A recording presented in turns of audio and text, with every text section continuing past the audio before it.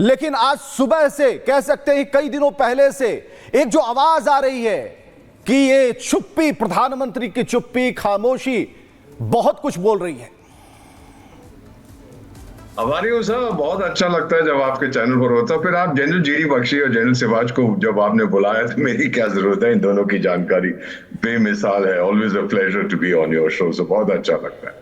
आपने जो अभी जिक्र किया है, वी आर मेनली टॉकिंग, हम लोग बातचीत कर रहे हैं बहुत भारत और चीन के जो संबंध है सर, क्योंकि ये रूस, अगर मुलाकात होती है रूस में होगी तो रूसी भाषा का एक मुहावरा मैं कहना चाहता हूं, आप समझ जाएंगे और दोनों जनरल साहब भी समझ जाएंगे। दावरे नो प्रोब्रे, इसका मतलब है भरोसा करना है तो करो लेकिन वेरीफाई करो। चीन पे भरोसा कोई नहीं कर सकता।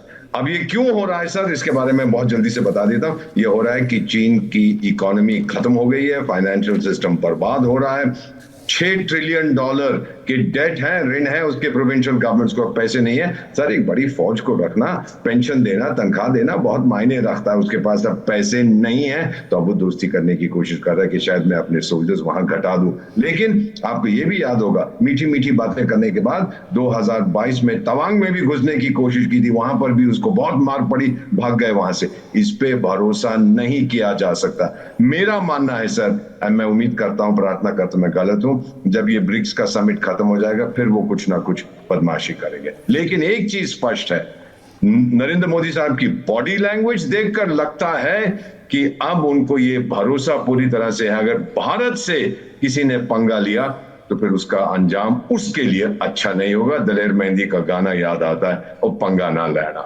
ये पंगा ना लेना, बहुत बड़ी बात आपने कह दी। जेडी बख्शी हमारे साथ हैं। बख्शी साहब, बहुत करीब से आप इसे देख रहे हैं, समझ पा रहे हैं, और जिस आंतरिक कमजोरी की बात अभी अभी हो रही थी, आपने ध्यान से सुना, आप इसके बारे में जानते हैं, विश्लेषण कई बार कर चुके हैं।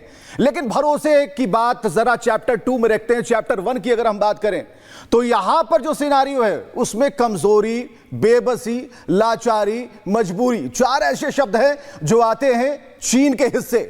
इसके सिवा बचता क्या है उनके पास? नहीं, बिल्कुल सही कह रहे हैं एम्बेसडर साहब, और मैं let me add to it, चीन इस वक्त बुरी तरह उलझ रहा है ताइवान और साउथ चाइना सी की दिशा में। चाइनीज स्ट्रेटेजी के मुताबिक they always choose one strategic direction, वो 2 में नहीं बंटना चाहते। और भारत के साथ पंगा लेकर वो बिल्कुल उनको 2 तरफा जो है प्रेशर पड़ रहा था। अब वो चाहते हैं कि उन्होंने एक्सरसाइज जॉइंट स्वॉर्ड 2 शुरू कर दी है, क्या कहते हैं, ताइवान के बरखिलाफ, जिसके चलते कोई 152 उनके एयरक्राफ्ट और बहुत सारे नेवल और कोस्ट गार्ड यूनिट्स वो एक्सरसाइज में लगे हैं ताइवान की घेराबंदी में। तो इस वक्त वो भारत से तो बिल्कुल उलझना नहीं चाहता, नंबर 1। नंबर 2, ब्रिक्स की ये जो मीटिंग है ये काफी अहम है। देखिए साहब, हाल में जो यूनाइटेड स्टेट्स है वो हम पे काफी दबाव डाल रही है। उसने बांग्लादेश में कू कर दिया, उसने सेंट मार्टिन आइलैंड चाहता है, कुकी लैंड बनाना चाहता है, खालिस्तानियों को जम के सपोर्ट दे रहा है, ब्लास्ट शुरू हो गए हैं दिल्ली के अंदर फिर से। तो इसके चलते जो हमको जेट इंजन देना था वो नहीं दे रहे, पैसे खा लिए लेकिन अभी तक इंजन नहीं दिए हैं। तो ये सारी चीजों के चलते एक संकेत देना जरूरी था कि साहब हम भी खेल खेलना जानते हैं।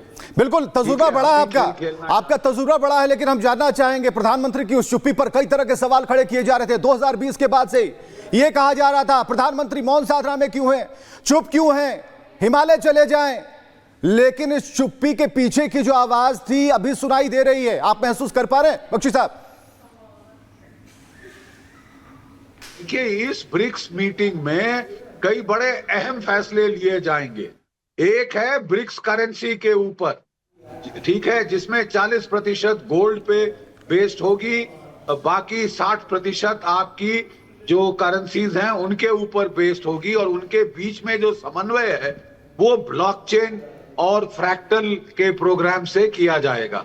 देखिए, अब जैसे कि भारत ने रूस से बहुत सारा तेल खरीदा है, पेमेंट हमने रुपीस में की है।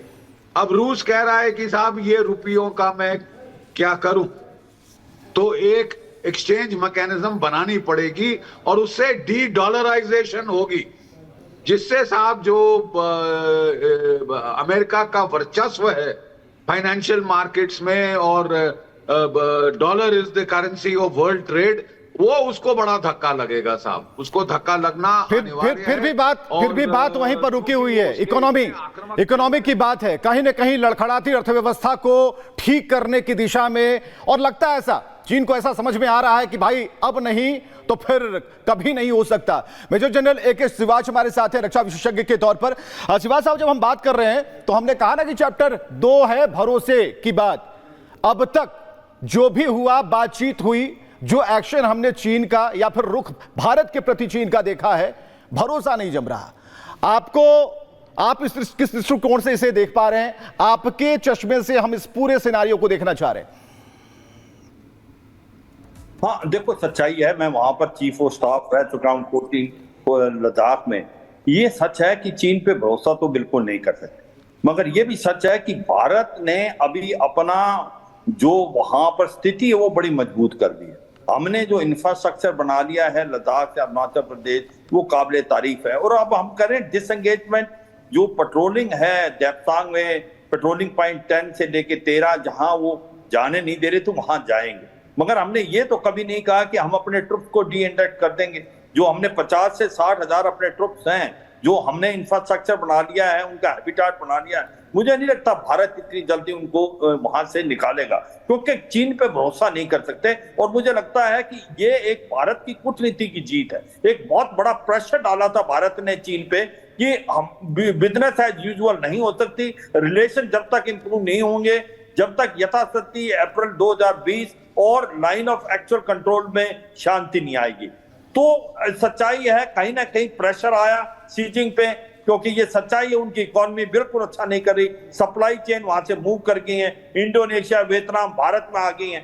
तो ऐसे में सच्चाई ये है, इनको मद्देनजर रखते हुए कि चीन के पास और कोई ऑल्टरनेटिव नहीं था। और मुझे लगता है इसमें रूस का भी एक बड़ा पॉजिटिव रोल हुआ है, क्योंकि रूस भी चाहता है कि किसी तरीके से जो वो एशिया की तरफ देख रहा, अभी यूरोप से उसका ज्यादा नाता नहीं रहा है, उसका जो यूरोप में कंट्रीज हैं उनके साथ अच्छे रिलेशन नहीं है। तो ये जो गठजोड़ है भारत का, चीन का और रूस का, और ये ब्रिक्स एक बहुत ज्यादा इंपॉर्टेंट महत्वपूर्ण होने वाला है इकोनॉमी को लेके, मुझे लगता है एक बहुत बड़ी पहल है और बहुत ही अच्छी चीज है। और इससे एक 2-3 मैसेज पहुंच जाते हैं। एक तो ये कि भारत एक बदला हुआ भारत है, भारत किसी के प्रेशर नहीं आता, भारत जो है चीन के ऊपर काउंटर प्रेशर डाल सकता है। मैं अपने व्यूअर्स को यह भी बताना चाहूंगा कि गलवान के बाद हमने 28-29 अगस्त 2022 को कलास रेंज को पकड़ लिया था, और कलास रेंज एक ऐसा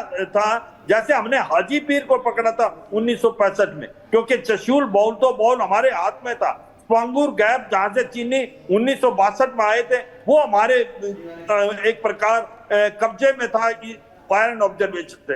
हमने रिचिंगला, गुरंग हिल, मगर हिल सब हमारे पास ऑक्यूपाई थे। तो कहने का मतलब यह है, चीन को भारत ने बता दिया है कि भारत एक पुश ओवर नहीं है, यह भारत की डिप्लोमेसी की जीत है। और मुझे लगता है प्रेशर में आके चीन के पास कोई ऑल्टरनेटिव नहीं था, उसने वो किया जो उसको लगा कि अब उसके पास कोई चारा नहीं है।